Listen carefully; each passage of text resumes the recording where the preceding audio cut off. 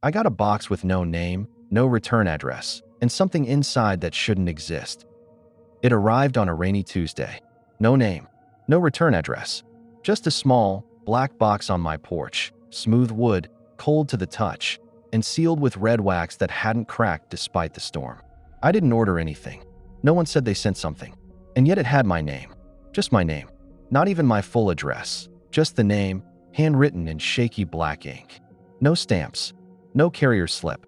I stood there, the rain soaking my socks, staring at it like it might move. My dog growled low, backing away as if he knew something I didn't. That was the first sign I shouldn't open it. But curiosity, it's louder than fear. I brought it inside, set it on the kitchen table, and studied it like a puzzle. No seams, no hinges, no opening mechanism at all, except the wax. It looked fresh, still warm almost, as if someone had just sealed it right before I found it. I cracked the wax with a knife. It snapped with a hiss. Inside, nestled in black velvet, was a heart. Not real, not beating, but carved, perfectly, disturbingly, out of some dark wood that smelled faintly like burnt hair. Veins and arteries detailed, anatomically flawless. It pulsed. Once, I dropped the lid. The lights flickered. My dog whimpered, ran upstairs. I tried to rationalize. Prank, art, weird romantic gift maybe. But the thing inside felt old. Ancient. Not crafted, but born. I checked for notes, clues, nothing. Just that heavy silence that settles when something's wrong. That night, I dreamed of forests. Endless, rotting woods. Something following me just out of view. And a whisper, close to my ear, that repeated only one thing: return it. I woke up sweating, nose bleeding, the box now at my bedside. I never brought it upstairs. I never touched it again. I tried burning it. The flames wouldn't catch. I buried it deep in the woods. It came back. I mailed it far away. It returned, sitting on my bed. Now, every night, it opens on its own. The heart's changing, growing. I don't know what happens when it's finished, but I think it's almost ready. It started twitching on the 5th night. Just a small jerk, like a muscle spasm. I watched it from across the room, barely breathing. My phone glitched out every time I tried recording it. Lights dimmed. My reflection in the dark window didn't move when I did. That was when I truly panicked. I called a friend over, didn't tell him what it was. Just said I needed help moving something heavy. When he arrived, I showed him the heart. He laughed at first, touched it. The second his fingers made contact, he went silent. Then he whispered, "It remembers," and collapsed onto the floor. He's been in a coma ever since. Doctors say no trauma, no damage. Just shut down, like someone unplugged his mind. I've visited twice. Every time, his heart monitor beeps faster when I enter the room. Once, it synced perfectly with the pulse of the carved heart in my box. Beat for beat. I tried contacting the police.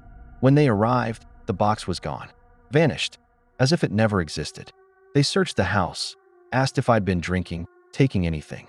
I showed them the photos I took. Every image was corrupted, just black static. The heart didn't want to be seen. Later that night, it was back. On my pillow. This time, it had changed. It was no longer wood. It had pores, tiny veins, and a wet sheen like real flesh. And something inside it moved. Slowly, rhythmically, breathing maybe, growing, becoming. I couldn't sleep. I didn't even close my eyes. I locked it in a metal case, welded it shut, and drove 3 hours to a river. I hurled it in and waited, washed until the current swallowed it whole. I felt relief. Real, physical relief. Like I could finally rest. I drove back in silence, almost convincing myself it was really over. I opened the door to my apartment and smelled blood. Fresh, coppery. My walls were wet. Handprints smeared across the ceiling.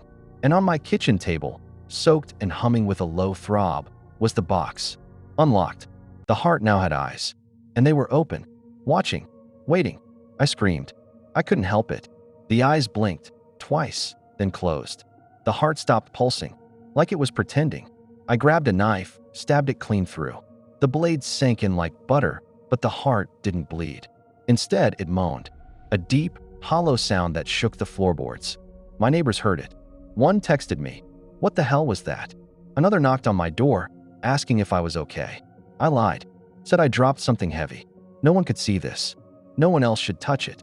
I didn't want what happened to Josh, my comatose friend, to happen again. I buried it under concrete this time, rented tools, dug through the night like a madman, poured 2 feet of cement over it, sat on the steps until sunrise, exhausted but sure it was done. I cried, actually cried, watching the wet slab dry. I thought maybe I'd finally won. 3 days passed, peaceful, almost too quiet. But on the 4th day, my dog wouldn't stop barking at the floor. He scratched at it until his paws bled, whining, crying, digging. I pulled him away, and the floor was warm. Then it started to thump, the exact same rhythm. It was back. The concrete cracked by nightfall. The box rose through the splinters like something birthed from the earth.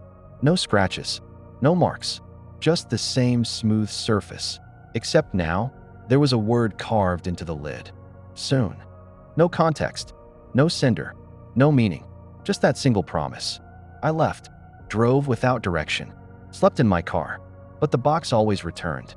Once at a gas station sink, once in the passenger seat beside me, once even inside a motel fridge.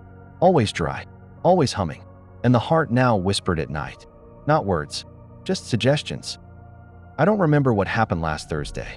I woke up on my bathroom floor, my hands covered in dried mud and scratches. The box was there, open. The heart was missing. And I swear, in the mirror behind me, something blinked. But I was alone, wasn't I? I checked every inch of my apartment. Closets, vents, under the bed. The heart was gone, but I still felt it, like pressure behind my eyes. My skin tingled, pulsing in time with something I couldn't hear, but somehow knew was still near. It wasn't inside the box anymore. It was inside me. I started hearing things. In the static of the radio, behind running water, even in silence, especially in silence. Whispers, questions I couldn't understand. And always, the word soon stretched out, like it was savoring the shape of it. Like it meant something far worse than I thought. My sleep vanished. Every time I closed my eyes, I saw doors. Endless rows of them, some open, most shut. Something moved behind each one. And in the center of them all, the box. Still sealed, still humming. And I was always walking toward it, even when I begged my legs to stop. I visited Josh again, my friend in the coma. The nurse said he'd stirred. First time in weeks. I sat beside him, trembling. Then his lips moved. A single breath slipped out. Not my name. Not help. Just, it wants out. Then nothing. Flatline. They revived him, but he never spoke again. I took the box to a church. A priest agreed to bless it, reluctantly. The moment his fingers brushed the lid, his nose bled.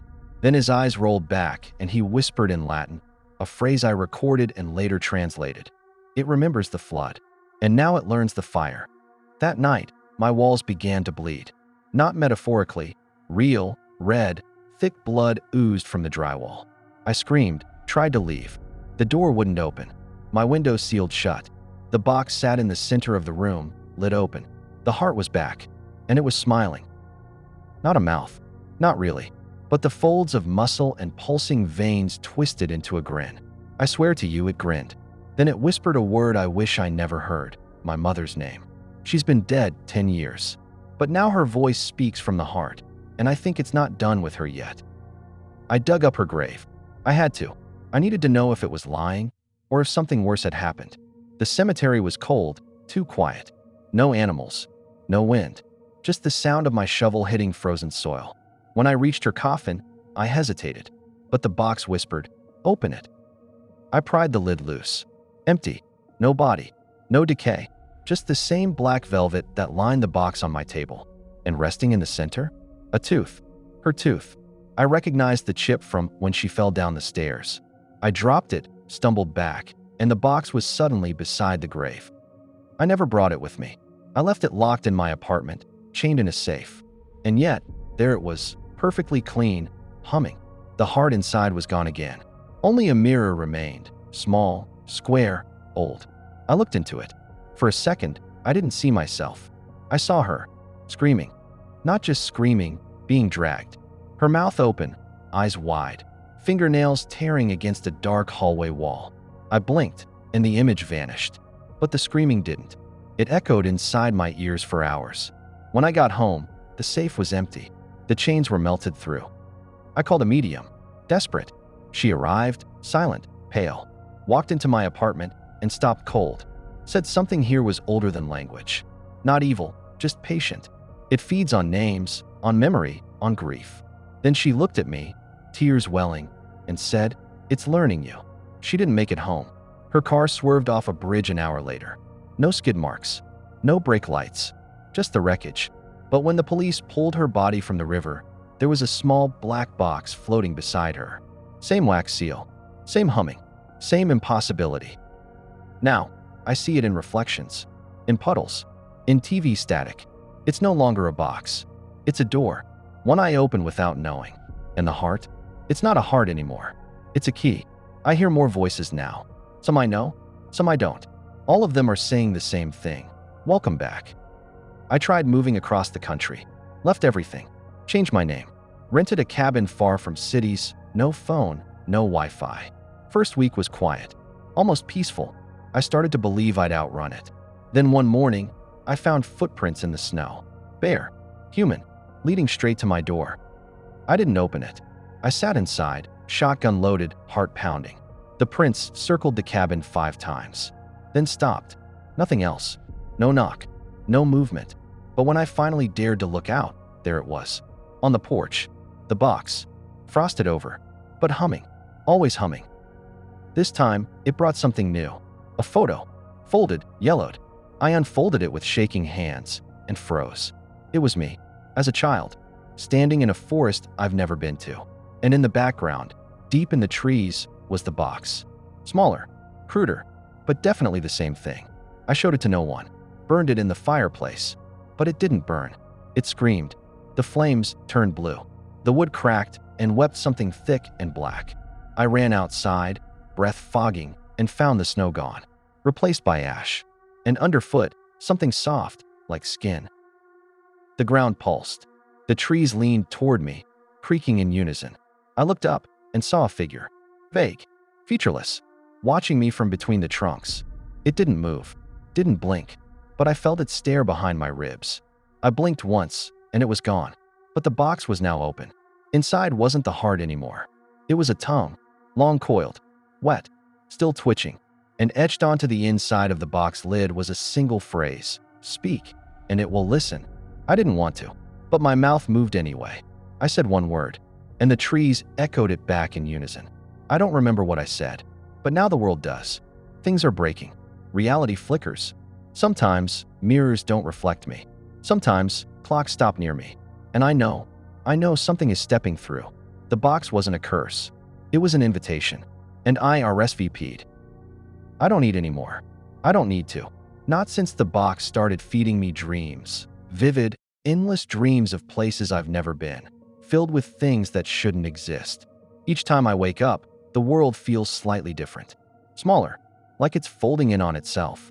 Around me, people avoid me now. Strangers cross the street. Dogs bark at me, then cower. Children cry if they look too long. My shadow moves wrong. At night, I see another version of me, pacing in mirrors, mouthing words I haven't said. Sometimes he's smiling. Sometimes he's afraid. I tried destroying it again. Sledgehammer, acid, fire. The box just absorbs everything. No damage. But once, when I screamed at it, really screamed, it flinched. Just slightly. Like it heard something older than itself. I think that's what it fears. Not silence, but defiance. So I started shouting names into it. My old bullies. My father. My ex-names of the dead, names of the missing. The box shivered. The tongue twitched. And then it spoke back. Not in my voice. Not in English. But I understood every word. It offered me a choice. It said I could leave. Just walk away. Forget everything. But someone else would get the box. Random. Innocent. They'd live what I lived. Or worse. Or, I stay. I keep it. Contain it. Feed it pieces of myself. Forever. Let it burn me down, bit by bit. Keep it hungry, not fed. I said no. I threw it into a furnace and held the door shut. I screamed until my lungs gave out. The house shook. Pipes burst. Windows exploded. When the flames died down, I found only ashes and the box. Unharmed. Sitting on the floor. With a note beneath it that read, "Good try." Now it won't let me sleep. Every time I close my eyes, I hear scratching. Under the bed. In the walls. Inside my skull. I think it's trying to come out. Not the heart, not the tone. Me. Something wearing my shape is ready to leave the box. And I'm scared it's more me than I am. Tonight, the box is gone. Just gone. No sound. No trace. No ash ring. But I still feel it. Like a missing limb, I can still move. The space where it sat hums with pressure. And every mirror in the house is covered in condensation. One word written across them all. Out. I boarded every window. Painted over the mirrors. Turned off every light. Still, I see flickers. Movement at the edge of vision. My reflection appears in black glass, just long enough to smirk. It looks older now. Thinner. And I think it's learned how to lie better than I can. I found the tongue in my fridge, wrapped in wax paper. It was humming the lullaby my mother used to sing. When I touched it, it pulsed once. And I remembered a memory I never lived. Standing at an altar, placing the box on a pedestal, and watching everyone kneel. The phone rings now. No caller ID. Always the same voice, mine. But slightly wrong. Echoey. Like it's calling from inside a cave. It asks questions I can't answer. What did you trade? What was the cost? When did it really begin? And worst of all, are you sure you're still you? I tried recording myself at night to see what I do in my sleep. The footage shows me standing over the bed, staring at myself. Not moving, just watching. For hours. Then, at 3:33 a.m., I whisper something. The audio's garbled, but slowed down. It's just one word. Open. I don't remember saying it. I don't remember standing. But now, the door to the basement is unlocked. I never go down there. I don't have a key. And at the bottom of the stairs is the box. Smaller now. Breathing softly. Almost newborn. Like it's starting over. I'm holding the camera now. I think this will be the last time I can speak freely. If you're watching this, if you ever find something sealed with no return address, don't open it. Don't touch it. Don't look at it. Because once it sees you, it never forgets your name. If you enjoyed this story, don't forget to like and subscribe. Got an idea for the next nightmare? Drop it in the comments. I read every single one. See you in the next story, if you make it that far.